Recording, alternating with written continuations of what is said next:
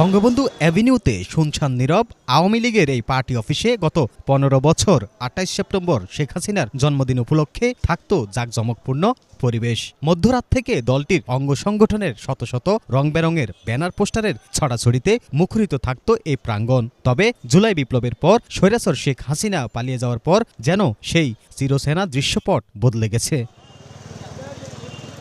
গুলিস্তানে আওয়ামী লীগের পার্টি অফিসের সামনে নেই কোনো আয়োজন। দিনভর স্থানটি ছিল হকারদের দখলেই। এখানে কোনো আয়োজন তো দূরের কথা, শেখ হাসিনার পক্ষে কথা বলবে এমন লোকই খুঁজে পাওয়া যায়নি। কেক কেক তুই যে দেখছেন না, ওই যে আওয়ামী লীগ পার্টি অফিস দেখতেছেন না আপনারা?